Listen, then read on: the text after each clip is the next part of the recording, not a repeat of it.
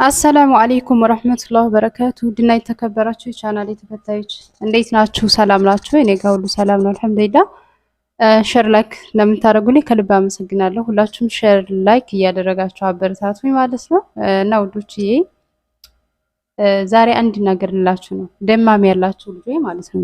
ደማም ያላችሁ ልጆች ሳውዲ አረቢያ ደማም ያላችሁ ልጆች አለን በሉኝና አናግሩኝ ማለት ነው። ሲቀጥል ትላንት በለቀኩት ቪዲዮ አብዛኞቻችሁ ስራ የለም ለምንድን ነው የምትወጩ ምናምን፣ እኔ እኮ ስላላዳመጣችሁኝ ነው እንጂ ለወጣ ነው እኮ አላልኳችሁም። አጋጣሚ ቲክቶክ ላይ የሆነ ልጅ ለቋይቸው እና ዝም ብዬ ልጠይቀው ብዬ እኔ በወንድ ብጠፋም እንኳን አልጠፋም በወንድ ከዛ ስጠይቀው 3000 አለኝ። ለደማም ቅርብ ነኝ ያለሁት ነው ያልኳችሁ ውዶች። በእርግጥ አስተሳሰባችሁ ማለት ለኔ ያላችሁ ካሉት አንጻሮች ከምታዩዋቸው ኮሜንታችሁን እኔ ሁሉንም እንትን አላልኩም ማለት ነው፣ እያነበብኩኝ ነበርና ለኔ ካላቸው አንጻር ነው። ምክንያቱም በአሁን ሰዓት ላይ ጠለብ እየመጡ ስለሆነ ውጭ ላይ ያለ ሰው አብዛኛው ሰው ስራ ፈት እንጂ ስራ የሚሰራ የለም ማለት ነው።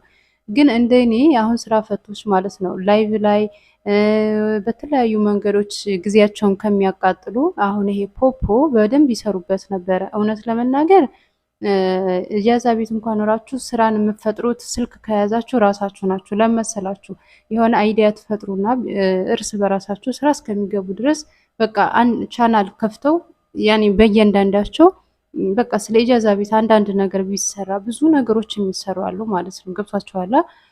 ለመሰላችሁ አንደኛ ነፃነት አላችሁ፣ መዳም ቤት ነው ብለው አይሳቀቁም ማለት ነው።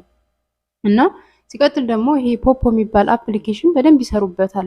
በተለይ ስራ ፈት ለሆነ አብዛኛው ሰው በነገራችን ላይ ስራ ፈቶ ሲቀመጥ ይሄን ፖፖ ይጀምሩና በዛው ትውት አድርገው ስራ መግባታቸውን ወደዚህ ፈከስ ያደረጉ የሚሰሩ ብዙ ሰዎች አሉ ማለት ነው። እና አንዳንድ ጊዜ ስራ ስንፈታ እኛ አካሄዳችንን ቁጭ ብለን ዝም ብለን ከጠበቅን አንደኛ ኢንተርኔት እንጨርሳለን አይደል? ብር እንሞላለን። እርግጠኛ ብር እየሞላችሁ ነው።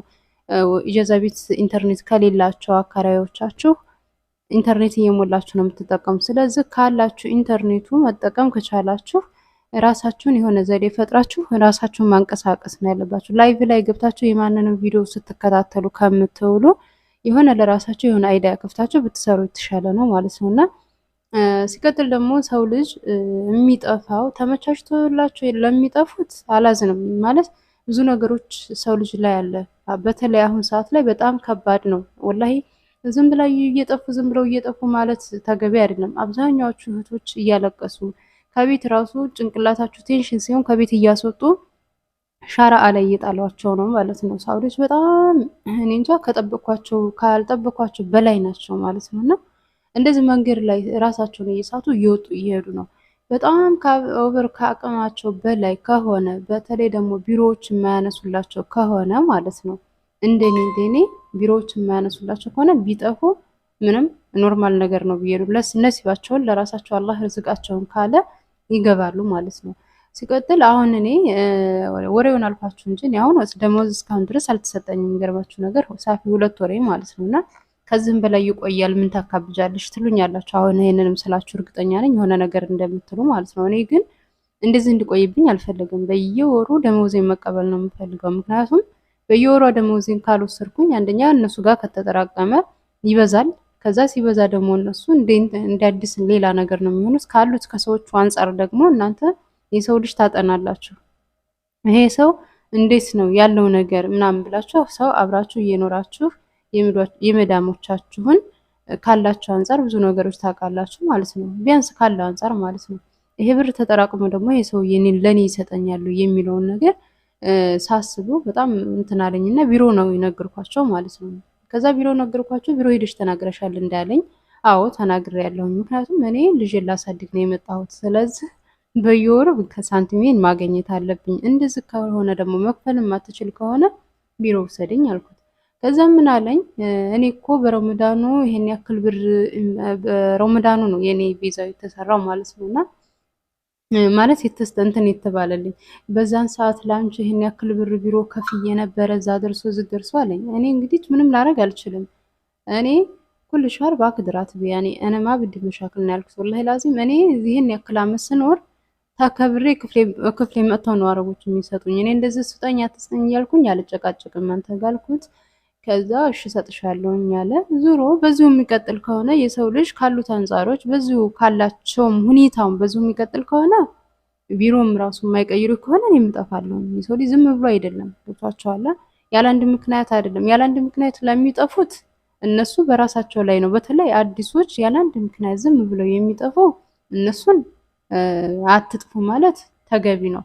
ግን ችግር እያለባቸው አንድ ሰው ወይ ደመወዙን እየተከለከለ ቢሮ ነግረዋቸው የማይቀበሏቸው ከሆነ እንዲህ ነው እንዲህ ሆነናል ሲሏቸው የማይቀበሏቸው ተረድተዋቸው እኔ አሁን ትላንትና ወዲያው ስነግራቸው የሚገርማችሁ ነገር ወዲያው ነው የደወሉለት ሰው ይሆን ማለት ነው። ተናግረሻል እንዳለኝ አዎ ተናግሬያለሁኝ አልኩኝ። እንደውም በሱ ሀበሻ ናት እና ይዟ ሀበሻ ናት። ያኔ ዋናው አለቃ አረብ ናት፣ እዛ የሚሰሩት ማለት ነው። አይቻታለሁኝ እዛው ቢሮ ሂደን ልጁ የሰውየው ልጅ ነው ያመጣኝ። ሲያመጣኝ ይቺም ሀበሻዋም አለች እችኛይቱም አረቧም ዋናዋ አለች ማለት ነው። ከዛ የኛዋ ያኔ ቁጥር ላከችልኝ። መጀመሪያ የቢሮአቸውን እንትን አለን ቁጥር ተሰጥተን ነው እኛ የሚመጡት። በጣም የሚገርሙ ኤጀንሲዎች ናቸው በነገራችን ላይ። ከዛ ቁጥር ተሰጥተናል። እዚህ ወረቀቴን አወጣሁኝና ያንን ቁጥር አውጥቼ በዋትሳፕ ነው ያናገርኳቸው። ያኔ ሸሪያ የዛ ሀገር የለኝም መደዋወል ስለማልችል ማለት ነው። ከዛ ሜሴጅ ያስቀመጥኩላቸው አማርኛ ነበር ሪከርድ ያደረኩት። ከዛ መልሼ በአረበኛ ሪከርድ አደረኩኝ። ከዛ እንደዛ ሳደርግ የኢትዮጵያ ባንዲራ ያለበት ቁጥር ለብቻው አከባ ላከችልኝ፣ እራሷ እንትኗ ኤጀንሲዋ ማለት ነው። ከዛ ያንን ስትልክልኝ በነገራችን ላይ ሀበሻ ናቸው ኤጀንሲዎቻችን እንላለን እንጂ ከአረቦች ጋር ነው የሚሰሩት። ዋናዎቹ ኃላፊዎቻቸው አረብ ናቸው ማለት ነው። የኛ እንደዛ ናቸው። እዚህ ምናልባት አረቦች ላይሆኑም ይችላሉ ሌላ ኤጀንሲዎች ጋር። የኔ ጋር ደግሞ አረቦች ጋር ነው የሚሰሩት የኛ ሀበሻዎች ማለት ነው። እና ላከችልኝ። ልጅቷን አገኘኋት፣ እዛ ቢሮ ያገኘኋት ልጅ እንደዚህ ነው ምናምን አልኳት። ከዛ በቃ እኔ ሰውየውን አሁን ኦልሬዲ አምጣት ማለት አልችልም እያለች ነው አለቃ ያለች እኔን ማለት ነው። ቀጥታ ደውዬ አሁን ይዛሃትና ወደ ቢሮ ማለት አልችልም፣ ስለዚህ ስላለው ችግር እጠይቃታለሁኝ እሷንም ብላለች። እና ሰብር አድርጊ እስከ 15 ቀን ድረስ ካልሆነ 15 ቀን የሚሏችሁ 15 ቀን ከሞላ 15 ቀን ናት ያላችሁ። በዛች በ15 ቀን መቼም ምን አይነት ከፊል አጌታችሁ ከቢሮ ትሄዳላችሁ። እና 15 ቀን ያክል ብትታገሽኝ ስትለኝ እኔ 15 ቀን ድረስ አልታገስም። አንደኛ 2 ወሬን ጨርሻለሁኝ፣ ሁለተኛ ደግሞ በ15 ቀን እኔ 15 ቀን ከቆየሁ 2 ወር ከ15 ቀን 3 ወር ነው ቪዛው። 15 ቀናት ያለች በዚች በ15 ቀን ምን አይነት ስፖንሰር አገኘችው ወደ ስራ ትሰጅኛለሽ? ስለዚህ ለኔም አጉል ነው የሚሆነው ስላት ለቀጥታ ለአላፊ ነግሬያታለሁኝ። እኔ ደውዬ ስላለው ነገሮች አናገራቸዋለሁኝ ብላኛለች። ሰብር አድርግ ያለችኝ። እሺ አልኩኝ። ትላንትና ነግረሻቸዋል እንዳለኝ አዎ ነግሬያቸዋለሁ አልኳቸው እንደነገርኳችሁ። ከዛ እሺ ሰጥሻለሁኝ እኔ እኮ እንደዚህ ስላንቺ ብዙ ብር ከፍዬ ነው የረመዳን ላይ ምናምን እኔ ያንን ፈልገህ ነው ያደረኩ፣ ምንም ላደርግ አልችልም። ገብታችኋል። ሰውን እኮ 1 ወር ትታገሳላችሁ። ከዛ ውጭ ግን ለኮንትራት ሰው ያኔ ብራችሁን ተጋፍጣችሁ መቀበል ኮንትራት ስትሆኑ ትችላላችሁ ማለት ነው። ከዛ ካላመጣልኝ እኔ ቀጥታ ቢሮ ውሰደኝ ነው ያልኩት ማለት ነው። ቀጥታ ውሰደኝ፣ ካልሰጠኝ ውሰደኝ ነው ያልኩት።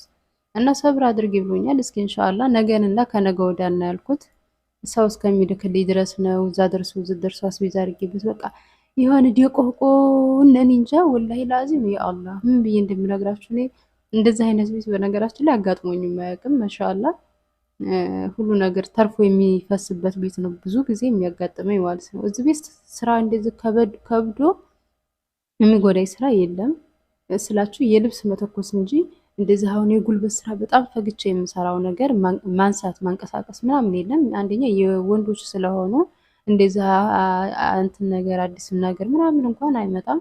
ሀታ ውሃ እንኳን ሲያመጡ ውሃ እንኳን ሲያመጡ ሰውየው ሲሆን ነው እንጂ ነው ልጅ የሚል ልጆቹ ከሆኑ ራሳቸው ናቸው ይዘው የሚመጡት የሚገቡት ማለት ነው። እና እንደዚህ ነው ያኔ ስራ የበዛበት ቤት አይደለም። እኔም ከዚህ ወጥቼ ምን አይነትስ ቤት ነው ይሄን ለምጄ ደግሞ 2 ወር አሁን ደግሞ ምን አይነትስ ቤት ነው የሚገባው የሚለውም ውስጥ ያለ ግን ከራሳችሁ ደግሞ የመጣችሁበትን አላማ ሳንቲም ስለሆነ ለማግኘት ስለሆነ ራሳችሁን እንትን ጊዜያችሁን እያሳለፋችሁ ግዴታ ማግኘት አለብን ማለት ነውና ይህን ሰው ልጅ ያለ ምክንያት አይደለም ልላችሁ ነው።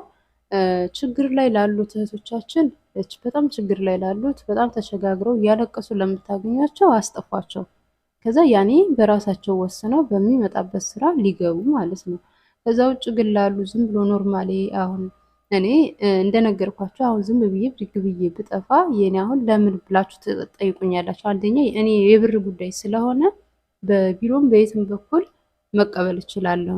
ሌላ ችግር ካለ ግን ወይም ደግሞ በራሴ ፍላጎት እወጣለሁኝ ብዬ እንትን ካልኩኝ ይሄ የራሴ እንትን ነው ማለት ነው። ሌላ ችግር ካለ በዛ በችግር ልወጣ እችላለሁ። ሲቀጥል ደግሞ የራሴ ፍላጎት አይ ወጥቼ ስራ ማገኘው አላገኘሁም ብዬ በራሴ መተማመን ከወጣሁም የራሴ ጉዳይ ነው ማለት ነው። አሁን ለእኔ ለእንደዚህ አይነት ሰው ላይታዘን ይችላል። ግን በጣም ችግር ላይ በጣም አስቸጋሪ ሁኔታ ላይ ላሉ ልጆች ግን ካልተመቻቸው ከራሳቸው በላይ ስለሌለ ቢጠፉ ምንም ነገር አይደለም ማለት ነው። እጃቸውን ሰጥተው ወደ ሀገራቸው ይገባሉ መስራትም ካልፈለጉ።